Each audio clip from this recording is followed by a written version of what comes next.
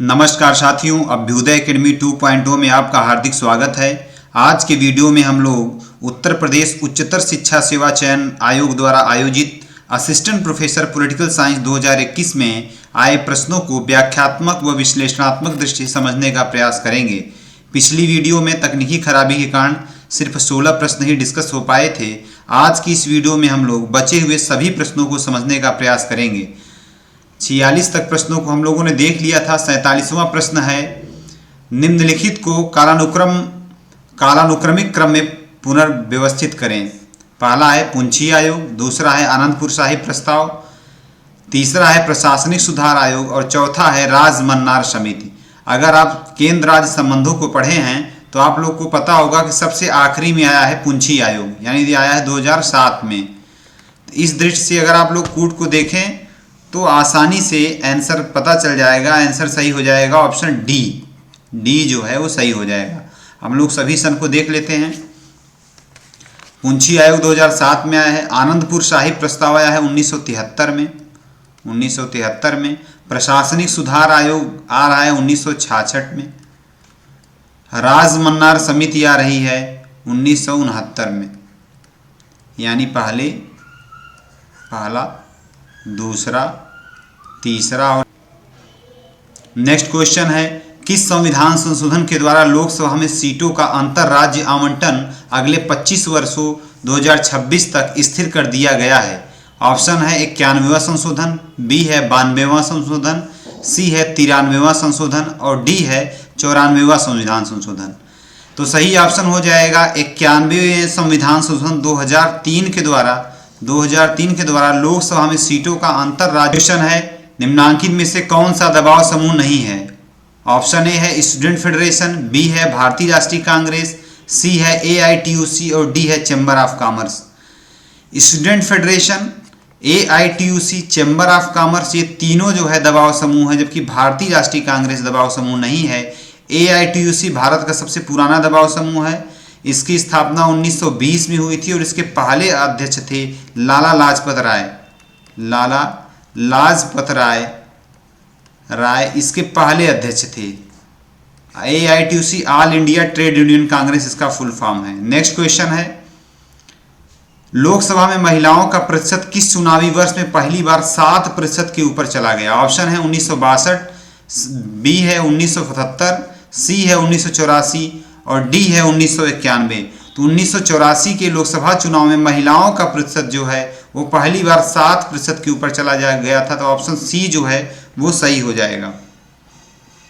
Option C जो है वो सही हो जाएगा। नेक्स्ट क्वेश्चन है, निम्नलिखित में कौन संघवाद का सिद्धांतकार नहीं है? संघवाद का सिद्धांतकार नहीं है। ऑप्शन है जेम्स मैडिसन, बी है थॉमस जेफरसन, सी है डेविड स्टन और डी है केनेथ सी वेयर।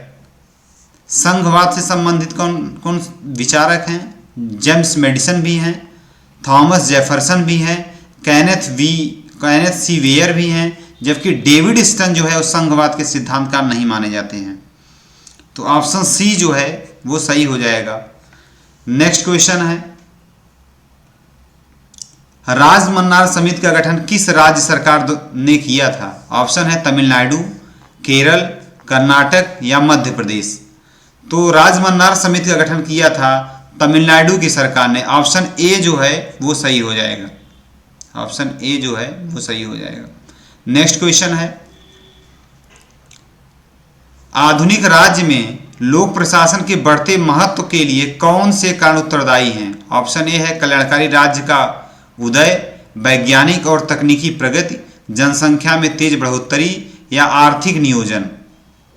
तो आधुनिक राज्य में जो लोक प्रशासन के बढ़ते महत्व के लिए उत्तरदायी कारण हैं वो कल्याणकारी राज्य का उदय भी है, वैज्ञानिक और तकनीकी प्रगति भी है, जनसंख्या में तेज बढ़ोतरी भी है और आर्थिक नियोजन है। इसलिए ऑप्शन डी जो है वो सही हो जाएगा। नेक्स्ट क्वेश्चन है, किसने कहा कि युद्ध काल का लोक प्रशासन शांति काल के लोक प्रशासन से भिन्न होता है? ऑप्शन है Luther Gulick, Max weber, FW rigs और मैरी फॉलेट। तो युद्ध काल का लोक प्रशासन शांति काल के लोक प्रशासन से भिन्न होता है, ये कथन है लूथर गुलिक का।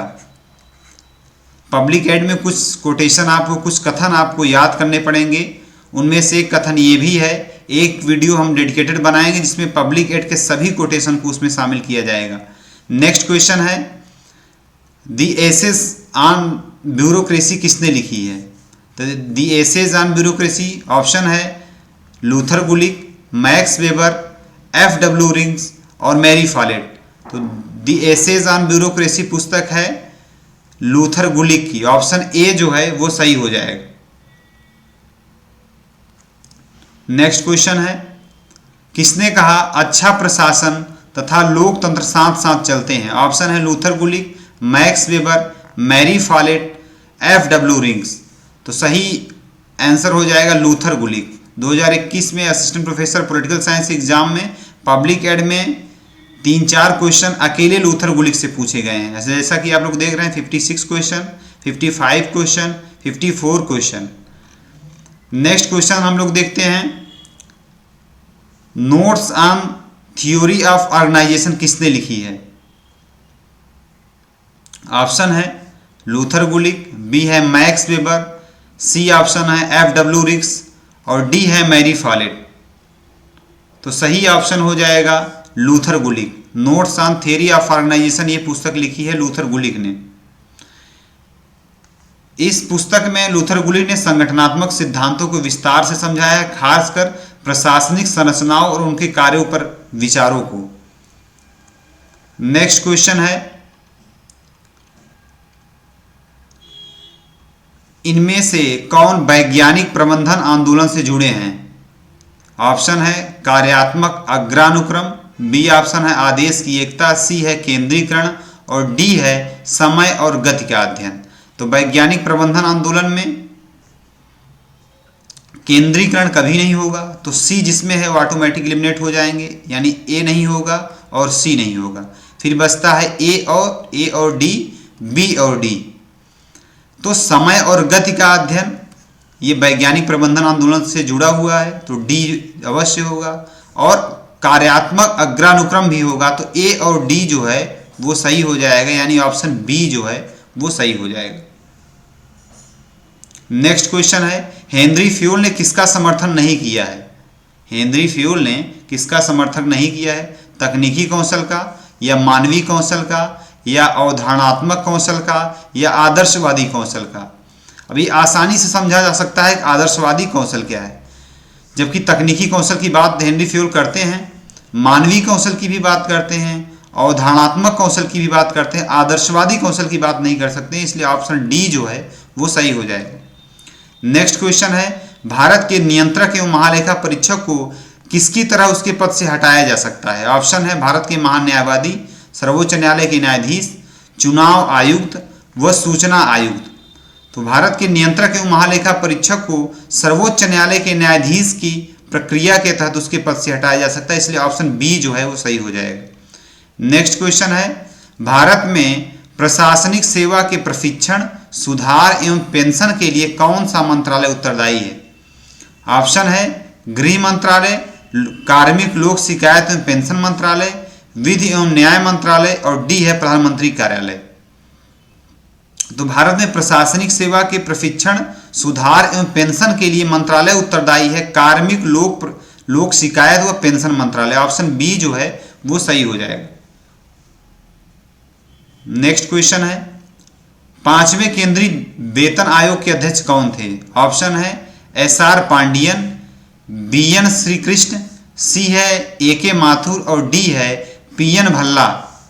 तो 5वें केंद्रीय वेतन आयोग के अध्यक्ष थे SR पांडियन। ऑप्शन ए जो है वो सही हो जाएगा।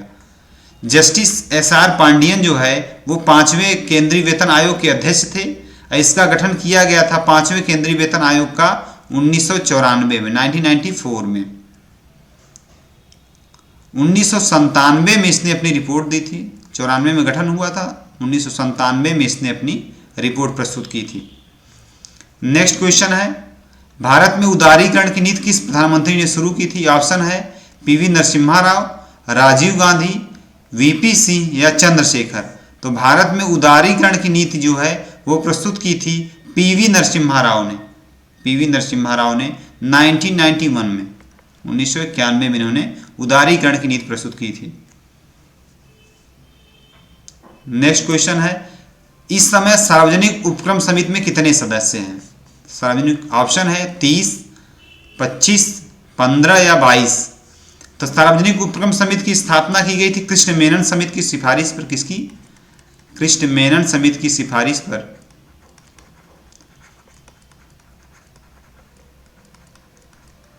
सिफारिश पर 1964 में की गई थी। इसमें सदस्य जो हैं वो 22 सदस्य हैं। 22 में क्या है, 15 जो है वो लोकसभा से हैं, जबकि 7 जो हैं वो राज्यसभा से हैं। तो ऑप्शन डी जो है वो सही हो जाएगा, 15, 7, 22। नेक्स्ट क्वेश्चन है, नीति आयोग का चेयरमैन कौन होता है? तो नीति आयोग का चेयरमैन होते हैं प्रधानमंत्री। ऑप्शन डी जो है वो सही हो जाएगा।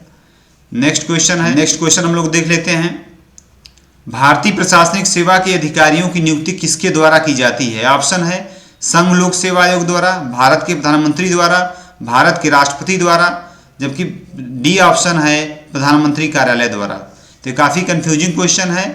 इसका सही आंसर होगा भारत के राष्ट्रपति द्वारा। संघ लोक सेवा आयोग से आप लोग कंफ्यूज मत होइएगा। संघ लोक सेवा आयोग एक भर्ती अभिकरण है, जबकि प्रशासनिक सेवा के अधिकारियों की नियुक्ति जो की जाती है वो भारत के राष्ट्रपति के द्वारा की जाती है। ऑप्शन सी जो है वो सही हो जाएगा। नेक्स्ट क्वेश्चन है, प्रथम विश्व युद्ध में 14 अंक प्रोग्राम किसने प्रतिपादित किया था? ऑप्शन है चैम्बरलेन, बी है वुडरो विल्सन, सी है रूजवेल्ट, डी है उपरोक्त सभी। तब प्रथम विश्व युद्ध के समय 14 अंक प्रोग्राम जो है वो प्रस्तुत किया गया था वुडरो विल्सन के द्वारा। ऑप्शन बी जो है वो सही हो जाएगा।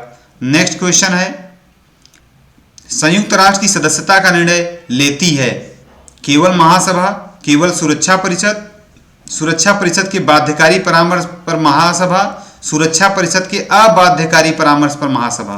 तो संयुक्त राष्ट्र की सदस्यता का निर्णय सुरक्षा परिषद के परामर्श पर या सुरक्षा परिषद के सलाह द्वारा महासभा द्वारा लिया जाता है। किसके द्वारा? महासभा द्वारा लिया जाता है। सुरक्षा परिषद की सलाह बाध्यकारी नहीं होती है, इसलिए ऑप्शन डी जो है वो सही हो जाएगा। संयुक्त राष्ट्र की सदस्यता का निर्णय सुरक्षा परिषद के अबाध्यकारी परामर्श पर महासभा द्वारा लिया जाता है। ऑप्शन डी जो है वो सही हो जाएगा। नेक्स्ट क्वेश्चन है, निम्नलिखित में से किसने परमाणविक अप्रसार संधि पर हस्ताक्षर किए? ऑप्शन है भारत, बी है पाकिस्तान, सी है इजराइल और डी है ईरान। परमाणविक अप्रसार संधि पर हस्ताक्षर किए हैं भारत नहीं किया है, पाकिस्तान भी नहीं किया है, इजराइल भी नहीं किया है, ईरान ने किया है। तो ऑप्शन डी जो है वो सही हो जाएगा। नेक्स्ट क्वेश्चन है, निम्नलिखित में से कौन यथार्थ, ये पीछे क्वेश्चन है, सार्क का नया सदस्य है? सार्क का नया सदस्य है, ऑप्शन है मालदीव, म्यांमार, सी अफगानिस्तान, डी भूटान। तो सार्क का जो नया सदस्य बना है वो है अफगानिस्तान। ऑप्शन सी जो है वो सही हो जाएगा।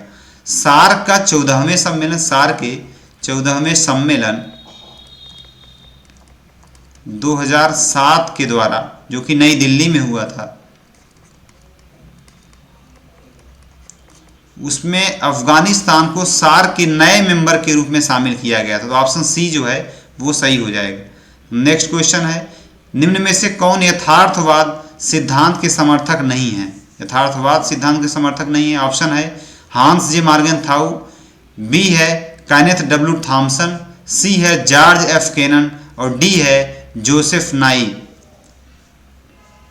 तो यथार्थवाद सिद्धांत के समर्थक नहीं हैं, मार्गेनथाउ हैं, थॉमसन भी हैं, केनन भी हैं, जोसेफ नाई जो है वो यथार्थवाद के समर्थक नहीं है। ऑप्शन डी जो है वो सही हो जाएगा। नेक्स्ट क्वेश्चन है, संयुक्त राष्ट्र का 26वां जलवायु परिवर्तन सम्मेलन किस देश में हुआ? ऑप्शन है यूनाइटेड किंगडम, बी है ब्राजील, सी है जर्मनी और डी है पेरू। तो 26वां जलवायु परिवर्तन सम्मेलन यूनाइटेड किंगडम के ग्लासगो में हुआ था। तो ऑप्शन ए जो है वो सही हो जाएगा। नेक्स्ट, डाग हमार्सकज़ोल्ड कौन थे? ऑप्शन है रूस के विदेश मंत्री, बी है कांगो के राष्ट्रपति, सी है ICJ के मुख्य न्यायाधीश, डी है संयुक्त राष्ट्र के भूतपूर्व सेक्रेटरी जनरल। तो सही ऑप्शन हो जाएगा ऑप्शन डी, संयुक्त राष्ट्र के भूतपूर्व सेक्रेटरी जनरल जो थे वो डैग हैमरशोल्ड थे। तो ऑप्शन डी जो है वो सही हो जाएगा। इनका कार्यकाल जो था वो था 1953 से 1961 तक, 1953 से 1961 तक इनका कार्यकाल था। उनका योगदान अंतर्राष्ट्रीय शांति और सुरक्षा के लिए महत्वपूर्ण था। वो कांगो संकट के दौरान विशेष रूप से सक्रिय थे। अगर क्वेश्चन पूछा जाता है कांगो संकट के समय यूएन का कौन प्रेसिडेंट था, तो हो जाएंगे डैग हैमरशोल्ड। कांगो संकट। नेक्स्ट क्वेश्चन है मेगास्थनीज किसके समय भारत आया था? ऑप्शन है अशोक, बी है चंद्रगुप्त मौर्य, सी है हर्षवर्धन, डी है कुमारगुप्त।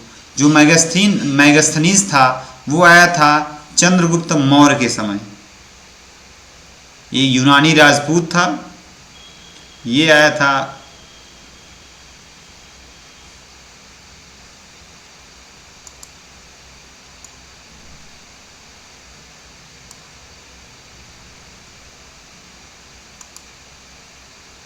नेक्स्ट क्वेश्चन है मेगास्थनीज किसके समय भारत आया था? ऑप्शन है अशोक, बी ऑप्शन है चंद्रगुप्त मौर्य, सी है हर्षवर्धन और डी है कुमारगुप्त।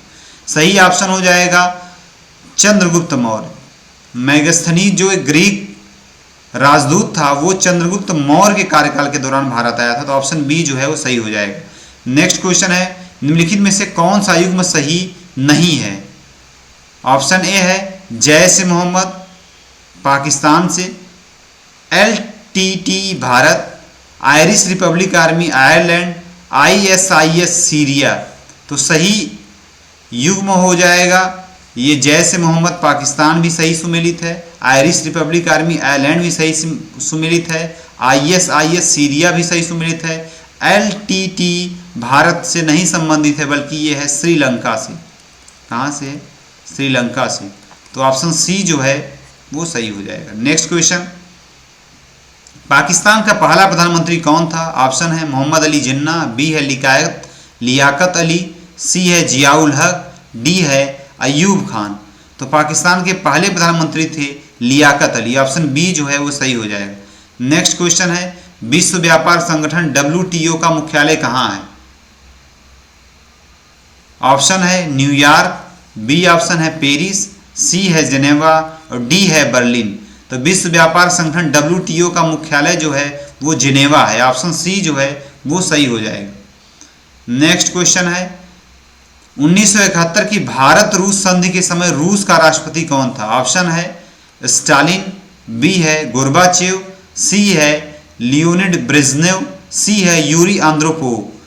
तो 1971 के भारत रूस संधि के समय जो रूस के राष्ट्रपति थे वो थे लियोनिड ब्रेजनेव। ऑप्शन सी जो है वो सही हो जाएगा। नेक्स्ट क्वेश्चन है भारत एवं नेपाल के मध्य शांति एवं मित्रता संधि कब हस्ताक्षर हुई? ऑप्शन है 1952, बी है 1955, सी है 1950, डी है 1960। तो भारत नेपाल मित्रता संधि जो है 1950 में हुई थी। ऑप्शन सी जो है वो सही हो जाएगा। नेक्स्ट क्वेश्चन है सूचना के अधिकार अधिनियम 2005 के अंतर्गत लोक सूचना अधिकारी द्वारा आवेदक को सूचना प्रदान करने की अधिकतम अवधि क्या है? ऑप्शन है 45 दिन, बी है 30 दिन, सी है 90 दिन और डी है 60 दिन। तो लोक सूचना अधिकारी द्वारा आवेदक को सूचना प्रदान करने की अधिकतम अवधि जो है वो 30 दिन है। ऑप्शन बी जो है वो सही हो जाएगा। किस वर्ष उपभोक्ता संरक्षण अधिनियम पारित किया गया था? ए है 1986, बी है 1992, सी है 2001 और डी है 1981। तो उपभोक्ता संरक्षण अधिनियम जो पारित किया गया था 1986 में पारित किया गया था। ऑप्शन ए जो है वो सही हो जाएगा। नेक्स्ट क्वेश्चन है प्रधानमंत्री उज्ज्वला योजना का उद्देश्य है गरीबी रेखा से नीचे के परिवारों की महिलाओं को निःशुल्क LPG वितरण, बी है निर्धन परिवारों को निःशुल्क बिजली कनेक्शन का वितरण, सी है ग्रामीण क्षेत्रों में निःशुल्क सोलर पैनल का वितरण, डी है निर्धन विद्यार्थियों को निःशुल्क दूध का वितरण। तो प्रधानमंत्री उज्ज्वला योजना के तहत गरीबी रेखा के नीचे के परिवार की महिलाओं को निःशुल्क LPG वितरण किया जाता है। LPG सिलेंडर तो ऑप्शन ए जो है वो सही हो जाएगा। नेक्स्ट क्वेश्चन है, लोकपाल प्रधानमंत्री पर लगे भ्रष्टाचार के आरोप की जांच किस मामले में कर सकता है? ऑप्शन ए है लोक व्यवस्था, बी है अंतर्राष्ट्रीय संबंध, सी है बाह्य एवं आंतरिक सुरक्षा और डी है विशेषाधिकार हनन। तो लोकपाल जो है प्रधानमंत्री पर लगे भ्रष्टाचार के आरोपों की जांच कर सकता है विशेषाधिकार हनन के मामलों में। ऑप्शन डी जो है वो सही हो जाएगा। नेक्स्ट क्वेश्चन है, मनरेगा के अंतर्गत साल भर में कितने दिन का कार्य सुनिश्चित किया जाता है? ऑप्शन ए है 120 दिन, बी है 160 दिन, सी 180 दिन, डी है 100 दिन। तो मनरेगा के अंतर्गत साल भर में 100 दिन का रोजगार सुनिश्चित किया जाता है। ऑप्शन डी जो है वो सही हो जाएगा। नेक्स्ट क्वेश्चन है, पंचायती राज के लिए अशोक मेहता समिति का गठन किसने किया? ऑप्शन ए है जवाहरलाल नेहरू, बी है इंदिरा गांधी, सी है मोरारजी देसाई और डी है वीपी सिंह। तो सही ऑप्शन हो जाएगा ऑप्शन सी मोरारजी देसाई। अशोक मेहता समिति का गठन 1977 में किया गया था और 1970 में जनता दल की सरकार थी, उसके प्रधानमंत्री थे मोरारजी देसाई। तो ऑप्शन सी जो है वो सही हो जाएगा। नेक्स्ट क्वेश्चन है, निम्नलिखित पर ध्यान दें, जिला बोर्ड, नगर निगम, अधिसूचित क्षेत्र प्राधिकरण एवं नगर क्षेत्र समिति, चौथा है टाउनशिप समिति एवं पोर्ट ट्रस्ट, इनमें से कौन भारत में शहरी स्थानीय संस्था या संस्थाएं हैं? तो नगर निगम है, अधिसूचित क्षेत्र एवं प्राधिकरण एवं नगर क्षेत्र समिति भी है, टाउनशिप समिति एवं पोर्ट ट्रस्ट भी है, जबकि जिला बोर्ड नहीं है, जिला बोर्ड नहीं है। तो 2, 3, 4 सही हो जाएगा। ऑप्शन डी जो है वो सही हो जाएगा। नेक्स्ट क्वेश्चन है, छावनी परिषद के संदर्भ में इनमें से क्या सही नहीं है? गलत बताना है आप लोग को। ऑप्शन है इसका निर्णय कार्यकारी संकल्प द्वारा होता है, बी है यह यूनियन रक्षा मंत्रालय के प्रशासनिक नियंत्रण में कार्य करती है, सी है इसकी स्थापना शहरी प्रशासन द्वारा कैंटोनमेंट क्षेत्र के सामान्य नागरिकों के लिए होती है, यह एक सांविधिक निकाय है, यह एक सांविधिक निकाय है। तो सही आंसर हो जाएगा ऑप्शन ए, इसका निर्माण कार्यकारी संकल्प द्वारा होता है, ये सही नहीं है। तो ऑप्शन ए जो है वो सही हो जाएगा। नेक्स्ट क्वेश्चन है, निम्न में से कौन ओरिजिन ऑफ पोस्ट मॉडर्निटी नामक पुस्तक का लेखक है? ऑप्शन ए है गाय स्टैंडिंग, बी है गाय पीटर्स, सी है पेरी एंडरसन और डी है माइकल ओक्सार्ट। तो सही आंसर हो जाएगा पेरी एंडरसन। ऑप्शन सी जो है वो सही हो जाएगा। नेक्स्ट क्वेश्चन है, राल्स के सिद्धांत में न्याय सिद्धांत की स्थापना उन लोगों द्वारा की जाती है जो निम्न में से किससे प्रभावित है? ऑप्शन ए हो जाएगा प्राकृतिक अवस्था, बी हो जाएगा आर्थिक असमानता, सी हो जाएगा अज्ञानता का आवरण और डी हो जाएगा स्वहित। तो राल्स के सिद्धांत में न्याय सिद्धांत की स्थापना उन लोगों द्वारा की जाती है जो अज्ञानता के आवरण से प्रभावित हैं। ऑप्शन सी जो है वो सही हो जाएगा।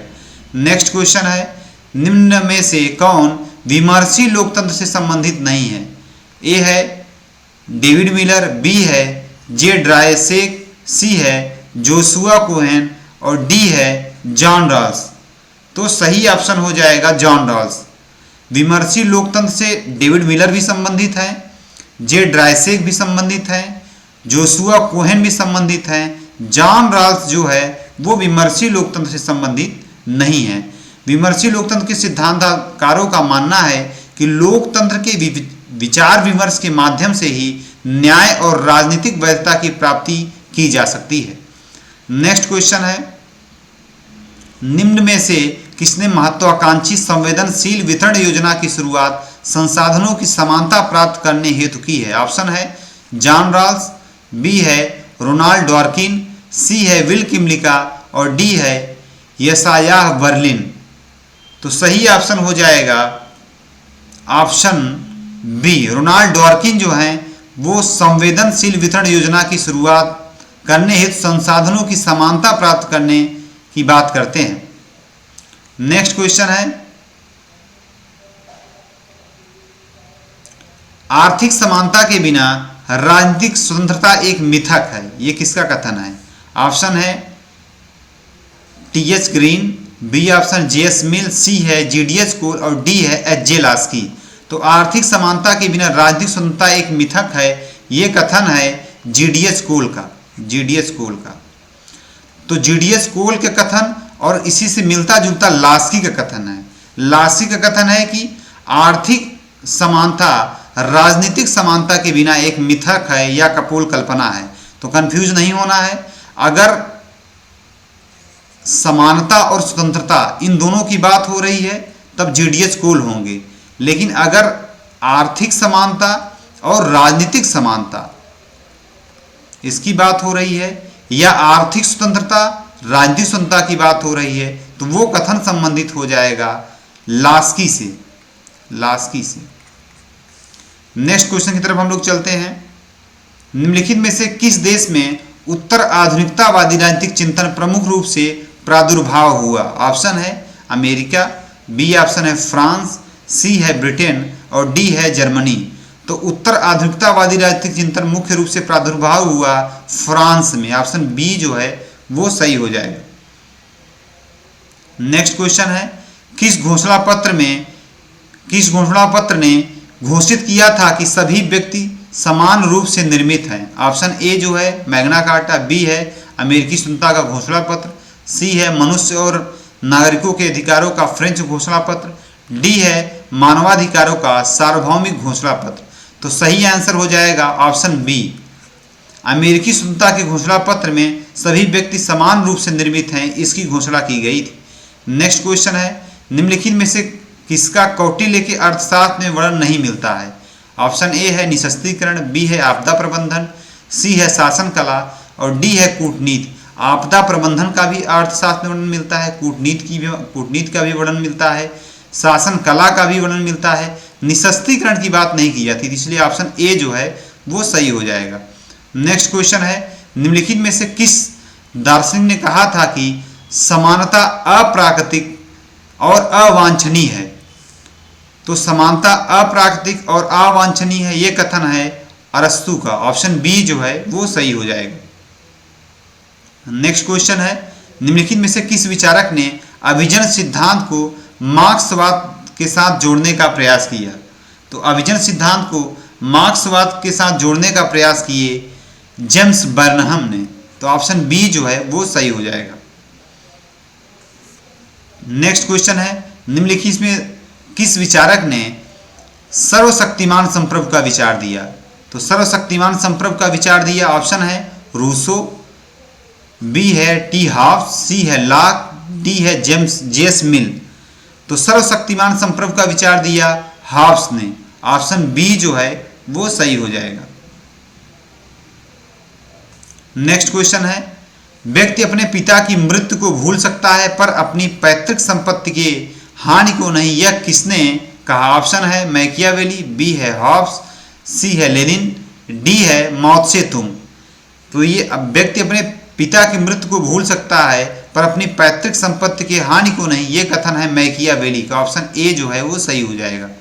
नेक्स्ट क्वेश्चन है, जेएस मिल उपयोगिता को परिभाषित करता है? ऑप्शन ए है कुछ शिल्प के लिए उपयोगिता, बी है समाज के लिए उपयोगिता, सी है आनंद तथा कष्ट की अनुपस्थिति, डी है यह सभी के हितों को बढ़ावा देता है तथा किसी को नुकसान नहीं पहुंचाता।